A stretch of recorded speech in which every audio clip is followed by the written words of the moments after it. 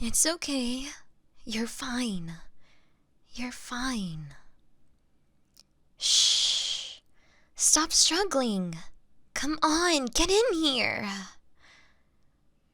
Don't freak out. You're okay. You're fine now.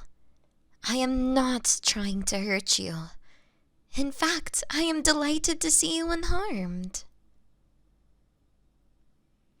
Stop it! Stop screaming, or I'll be forced to keep holding your mouth shut. Don't you realize how dangerous it is to be so loud right now? You're so lucky to even be alive. This gathering was such a bad idea. I mean, who would have thought sending a small, helpless group of humans right into the heart of vampire territory? Brilliant! Nothing can go wrong. I'm sorry. I'm not trying to make it out to be your fault or blame it on your human companions. In fact, I admire the efforts you went through to set up negotiations, even after. Oh, please, excuse my manners. You probably don't have the slightest idea of who I am. No wonder I frighten you. A dark figure jumping out at you from the shadows, dragging you into a room. And a vampire at that. I apologize for my behavior, especially after the horrors you must have experienced today.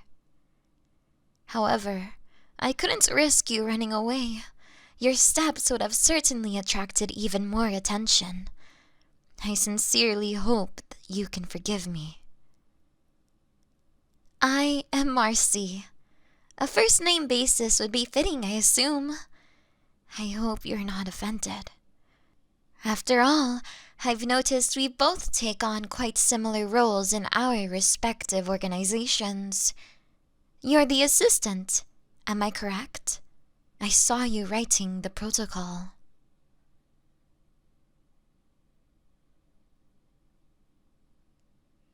I am mostly in charge of handling correspondence, writing drafts and the like. Most of the letters you received from us are written by me, in fact. But please, don't misunderstand me. None of the details were my doing. In fact, I heavily supported the idea of meeting at a human location. I should have been more insistent. If I hadn't given in, I might have avoided this bloodbath. I couldn't convince the council to change their minds. But it seems to me you have much the same story to tell. After all, I doubt you willingly set foot in this castle. You may not be able to so easily guess my age, but we're both quite young. Compared to the others of our kind, of course. I am already much older than you'll likely ever be. Still, I can sense that neither of us are being taken seriously by our peers. Your expression at the outrageous demands your people confronted us with was a telltale sign.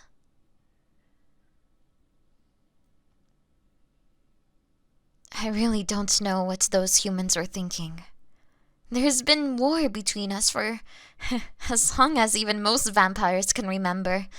My elders don't believe in peace anymore, and don't easily give in to others' wishes.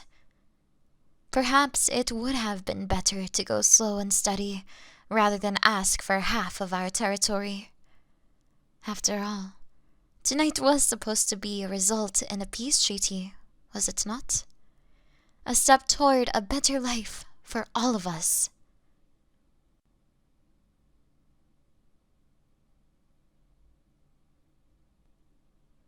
Even though you're human, I know you must have sensed it too.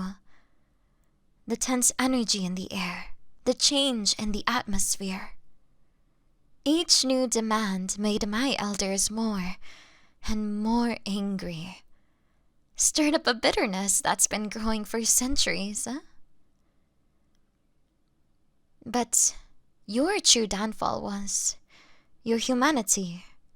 How quickly your hearts were beating, the blood rushing through your veins. The high stakes must have weighed heavily on your peers.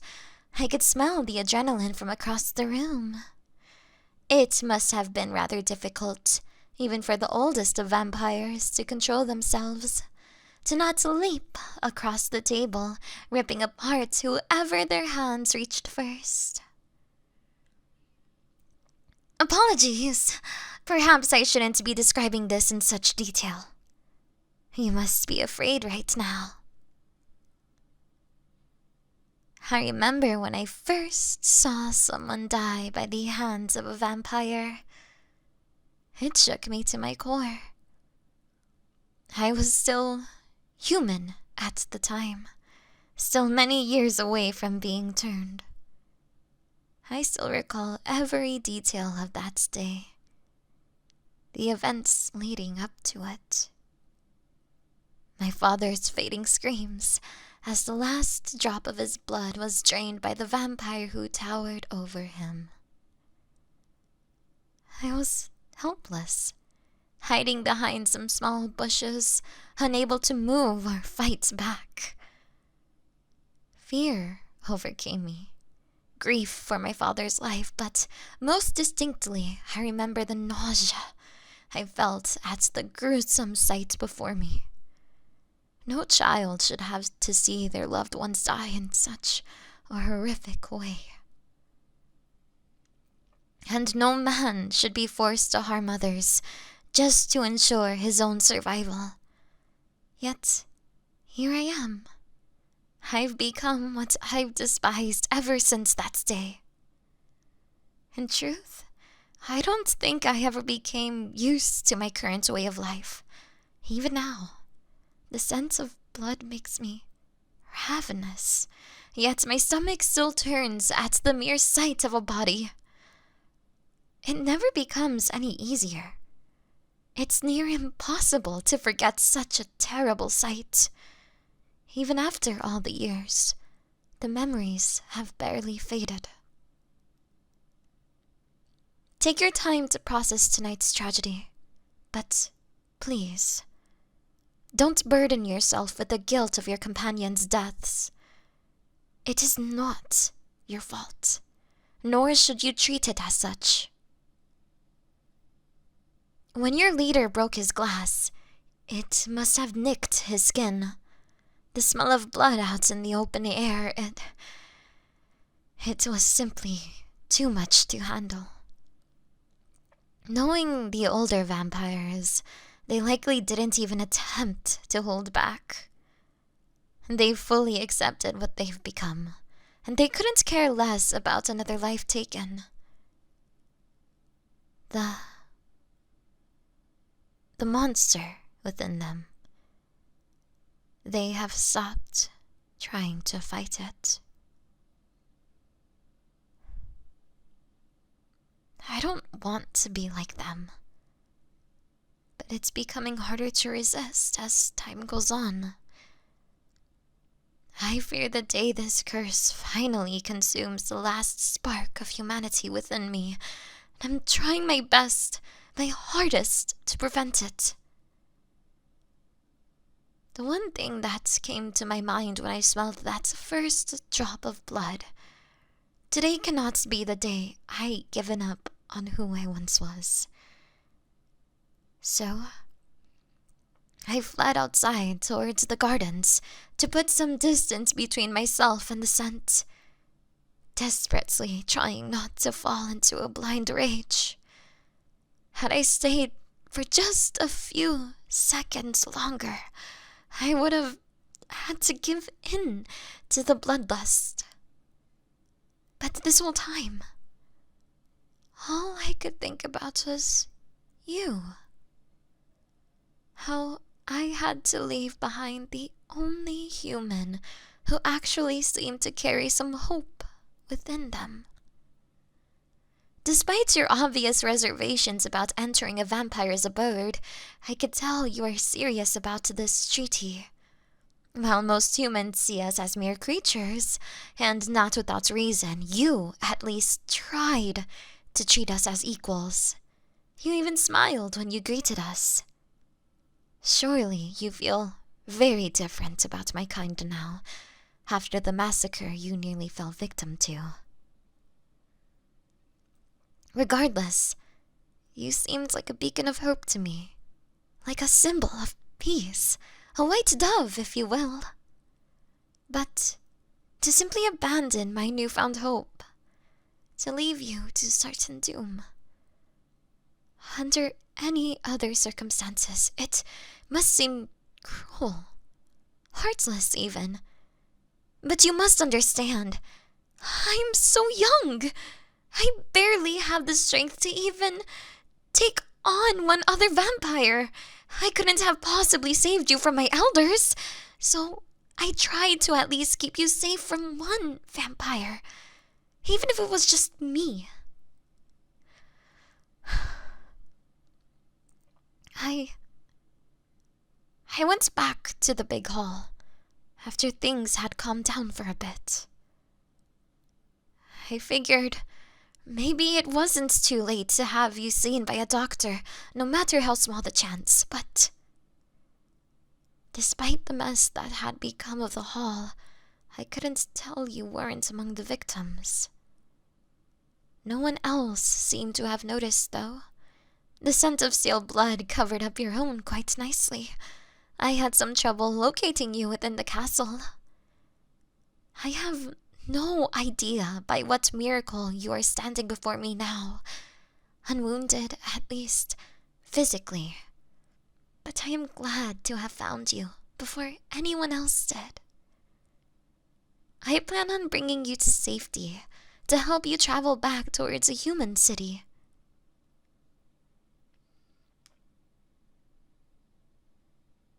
I can tell you're having doubts about my intentions, and I don't blame you. I know better than anyone what horrific acts my kind is capable of. Even now, as I am far away from the blood that's been spilled, I have to fight against my cravings. It's becoming increasingly harder for me to hold back. I am sure you can see the hints of red in my eyes. You seem to be a bit frightened. Believe me, Dove, I haven't yet forgotten what it is like to be human, and I do not wish to harm you. I know all too well what it feels like to stand before a vampire, unable to defend myself from whatever harm is coming my way. The last thing on my mind right now is to hand on the curse that has been forced upon me so many years ago. However, I'm beginning to doubt how much of a choice I'm being left in this matter. I barely avoided giving in earlier today. I'm afraid my efforts have consumed most of my willpower.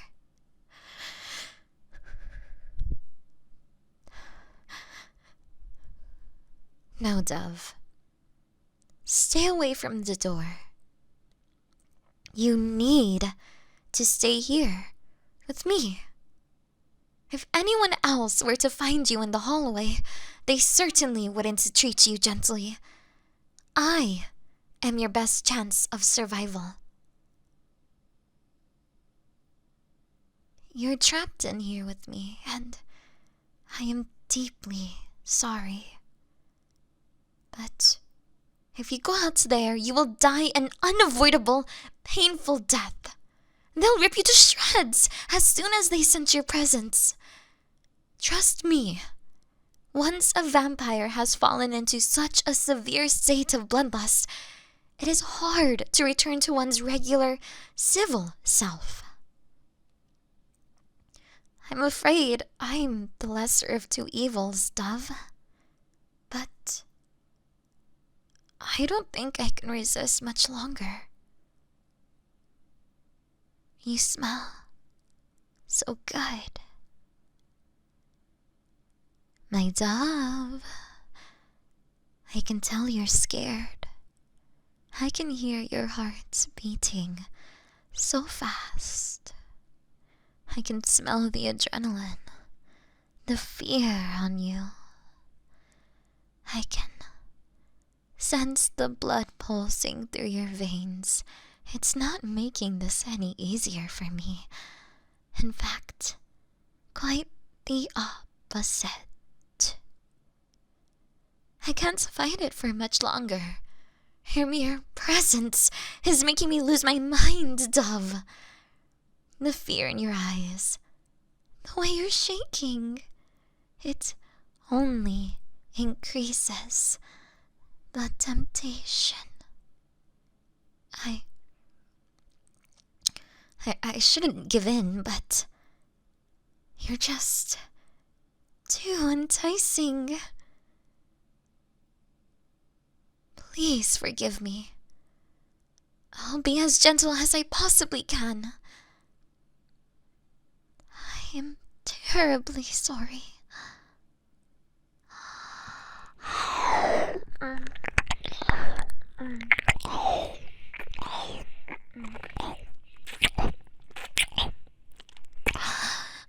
You taste so good. I don't know if I can stop in time.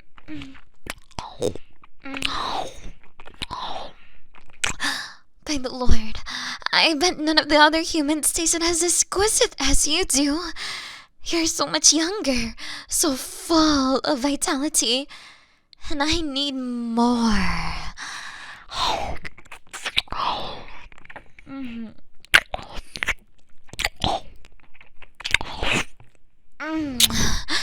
So damn good.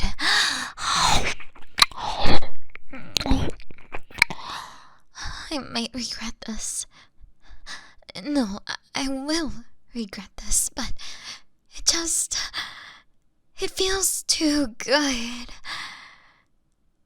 To hell with my morals. I need this. I deserve this.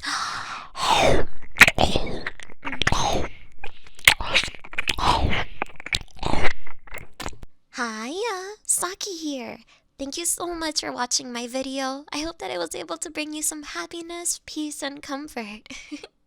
If you want to support me on Twitch, feel free to. I stream about every day. You can also subscribe to the YouTube channel. That would make me really happy. You can also find me on Patreon, Discord, or Twitter. Thank you so much for everything you guys do for me. I really, really appreciate it. Now, take care. Mwah.